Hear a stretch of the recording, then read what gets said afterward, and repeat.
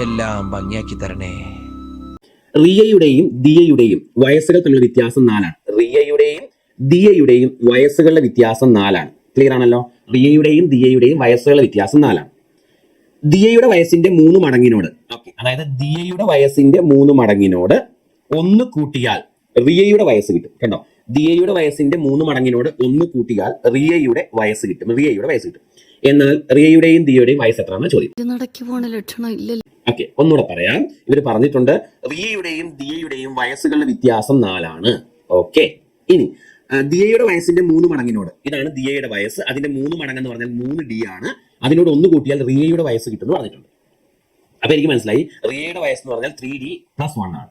Okay. എങ്കിൽ രണ്ടുപേരുടെ വയസ്സ് എത്രയാണെന്നല്ലേ ചോദ്യം. മക്കളെ, ഞാൻ ചെയ്യാൻ പോകുന്നത് ഈ ഡിയുടെ സ്ഥാനത്തേക്ക് ഈ ആറിന്റെ സ്ഥാനത്തേക്ക് ഈ വില സബ്സ്റ്റിറ്റ്യൂട്ട് ചെയ്യുക. കാരണം R എന്ന് പറഞ്ഞാൽ 3D + 1 ആണെന്ന് മനസ്സിലായി. R = 3D + 1 ആണ്. അപ്പൊ ഈ ഒന്നാമത്തെ ഇക്വേഷനിൽ ആറിന്റെ സ്ഥാനത്തേക്ക് 3D + 1 സബ്സ്റ്റിറ്റ്യൂട്ട് ചെയ്താൽ 3D + 1 - D = 4 എന്ന് കിട്ടും അല്ലേ?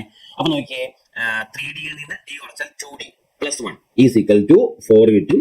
അപ്പൊ 2D = ഈ 1 അങ്ങോട്ട് പോകുമ്പോഴത്തേക്കും 4 - 1 3 എന്ന് കിട്ടും. സോ D = 1.5 എന്ന് കിട്ടും. D = 1.5. അതായത് നമുക്ക് ദിയയുടെ വയസ്സ് 1.5 എന്നാണ് കിട്ടുന്നത്. ഓക്കെ. ദിയയുടെ വയസ്സ് 1.5 ആണെങ്കിൽ റിയയുടെ വയസ്സ് 4 കൂടുതലല്ലേ, 5.5 എന്ന് കിട്ടും. അപ്പൊ ഇവരുടെ വയസ്സുകൾ 1.5യും 5.5യും ആണ്. ഓപ്ഷൻ എ ആണ് കറക്റ്റ്. 1.5യും 5.5യും. ഒന്നുകൂടെ പറയട്ടെ, ഇവരുടെ വയസ്സുകളുടെ വ്യത്യാസം 4ആണ്. ഇതാണ് നമ്മുടെ ഒന്നാമത്തെ റിലേഷൻ. വയസ്സുകളുടെ വ്യത്യാസം 4. ഇനി ദിയയുടെ വയസ്സിന്റെ 3 മടങ്ങിനോട് 1 കൂട്ടിയാൽ റിയയുടെ വയസ്സ് കിട്ടും. അപ്പൊ ഈ ഇക്വേഷനിൽ റിയയുടെ വയസ്സിന്റെ സ്ഥാനത്തേക്ക് ഇത് സബ്സ്റ്റിറ്റ്യൂട്ട് ചെയ്യും. അതാണ് ഈ കാണുന്നത്. കണ്ടോ? അപ്പൊ അത് സോൾവ് ചെയ്യുമ്പോൾ 2D + 1 4 2D = 3 എന്ന് കിട്ടും. D = 1.5. ദിയയുടെ വയസ്സ് 1.5. കണ്ടോ? ഇതാണ് 1.5 വയസ്സ്.